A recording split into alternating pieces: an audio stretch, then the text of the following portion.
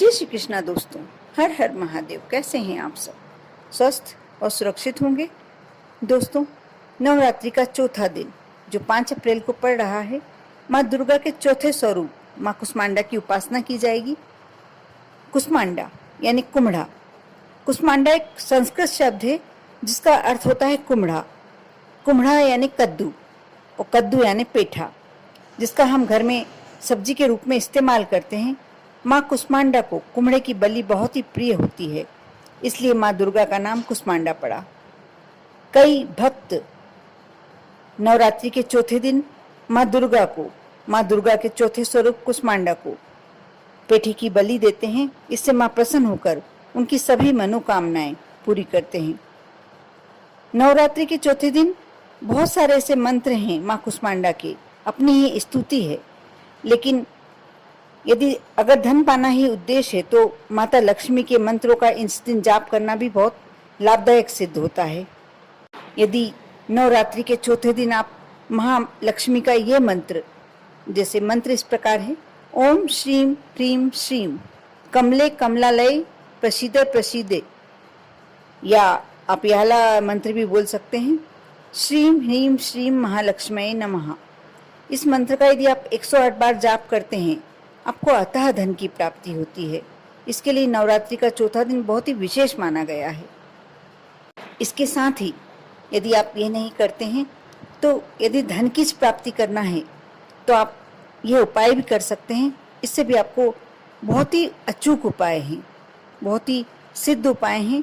नवरात्रि के चौथे दिन आप एक पान का पत्ता ले लें और गुलाब की 7 पंखुड़ियाँ रखें। गुलाब नहीं रखना, आपको 7 पंखुड़ियाँ रखना है और महालक्ष्मी मंत्र पढ़ते हुए पान देवी माँ को चढ़ा दें। साथ ही गुलाब के फूल कपूर रखकर माँ कुष्मांडा के सामने रखें।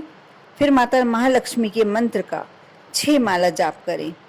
शाम के समय फूल में से कपूर लेकर जला दें और फूल देवी को चढ़ा दें।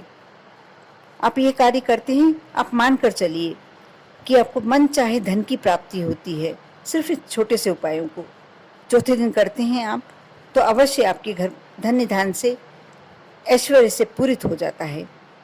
यदि नवरात्रि के चौथे दिन इमली के पेड़ की डाल काटकर घर में ले आएं, इस डाल पर माता महालक्ष्मी के मंत्र का 11 बार जाप करें और फिर इसे अपनी तिजोरी या धन रखने वाले स्थान पर रख दें। ऐसा करने से अखंड लक्ष्मी की और स्थिर लक्ष्मी की प्राप्ति होती है। बहुत ही अचूक उपाय है। इन नवरात्रि में यदि आप चौथे दिन ये कार्य कर लेते हैं तो आप मान कर चलिए कि आप ही धन से पूरित नहीं रहेंगे, आपकी बाद की पीढ़ी भी उस सुख को भोगेगी। नवरात्रि चतुर्थी की शाम को बेल के पेड़ की जड़ पर मिट्टी, इत्र, पत्थर और दही चढ़ाएं और फिर अगले दिन सुबह फिर से मिट्टी, इत्र, पत्थर और दही चढ़ाकर बेल के पेड़ के उत्तर पूर्व दिशा की एक छोटी सी टहनी तोड़कर घर ले आएं। इस टहनी पर रोज 108 बार महालक्ष्मी मंत्र पढ़िए और टहनी को नवमी के दिन, यानी आपने चौथे दिन ये कार्य करा और नवमी तिथि तक आपको 108 बार महालक्ष्मी का मंत्र पढ़ना है। नवमी तिथि को आप तिजोरी में रख लें। ऐसा करने से आपके यहाँ अतः लक्ष्मी, अखंड लक्ष्मी, स्थिर लक्ष्मी जो भी होती हैं, सभी आपके यहाँ हमेशा के लिए विराजमान हो जाएंगी और कभी भी आपको धन की हानि तो हो ही नहीं सकती, न धन की कमी हो सकती है। धन के अलावा भी यदि आपके जीवन में बहुत सारी परेशानियां हैं, ऐसा लग रहा है कि जीवन बिल्कुल परेशानियों से छुटकारा ही नहीं मिल रहा, जीवन में एक के बाद एक कुछ ना कुछ परेशानियां चली आ रही, कुछ ना कुछ समस्याएं चली आ रही हैं, तो देवी माँ के इस मंत्र का आप 108 बार जाप करके देखें। आपको अवश्य उन परेशानियों से मुक्ति मिल जाएगी। मंत्र इस प्रकार है: दुर्गति नाशिनी तुम ही, दारिद्र दादी विनाशिनी, जयंदा धनंदा कुष्मांडे प्रेमाभ्यम। इस मंत्र को मैं स्क्रीन पे भी डाल रही हूँ, आप देख लीजिए। इस मंत्र का यदि आप जाप करते हैं 108 बार, तो आपके जीवन में कोई भी समस्या, कोई भी परेशानी आने से पहले ही मुक्त हो जाएंगे आप परेशानियों से। यदि मनोविकार से बचना है, मानसिक रूप से स्वस्थ रहना है आपको, तो पूजा के बाद माता के आगे ध्यान मुद्रा में बैठकर इस मंत्र का आप 21 बार जाप करेंगे तो भी आपको मनोवांछित फल प्राप्त होगा और कभी भी मानसिक रूप से आप परेशान नहीं होंगे।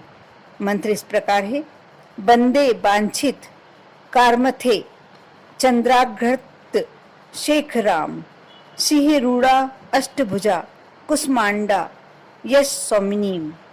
इस तरीके से यदि आप जाप करते हैं, आप मान कर चलिए, आपको 21 बार करना है, आप कभी भी मानसिक रूप से अस्वस्थ नहीं रहेंगे। यदि आप अपनी बौद्धिक क्षमता बढ़ाना चाहते हैं, परीक्षा में अच्छे रिजल्ट के लिए देवी माँ की स्तुति करना चाहते हैं, विद्या प्राप्ति के लिए इस मंत्र का आपको 5 बार जाप करना है। मंत्र इस प्रकार है: या देवी सर्वभूतेषु विद्या रूपेणु संस्थिता नमस्तस्यै नमस्तस्यै नमस्तस्यै नमो नमः। ये मंत्र बहुत ही अच्छा मंत्र है। इसे यदि आप 5 बार जाप कर लेते हैं तो आपकी बौद्धिक क्षमता में बढ़ोतरी होने लगेगी और परीक्षा में अच्छे रिजल्ट के चांसेस बढ़ जाएंगे। यदि आपकी कोई ऐसी इच्छा है जो बहुत समय से पूरी नहीं हो पा रही है, तो अपनी इच्छाओं की पूर्ति के लिए आप चौथे दिन, नवरात्रि के चौथे दिन देवी माँ को मालपुओं का भोग लगाएं और माता जगत जननी से विनती करें, अवश्य आपकी इच्छाएं पूरी होंगी।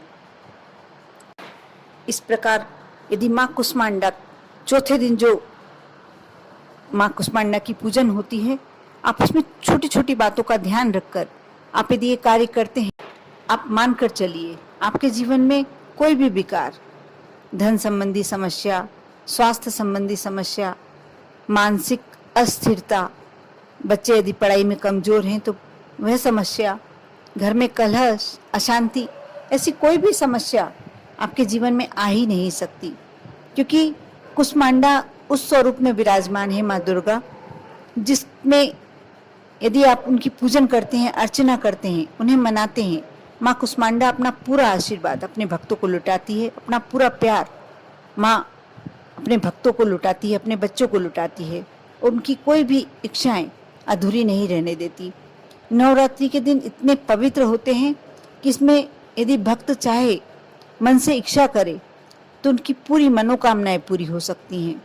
और धन देने में तो माँ का कहा जाता है कि कुष्मांडा को यदि पूज लिया जाए, कुष्मांडा के मंत्रों का जाप कर लिया जाए, तो माँ इतनी प्रसन्न हो जाती हैं कि आपके जीवन में कभी धन की कमी हो ही नहीं सकती।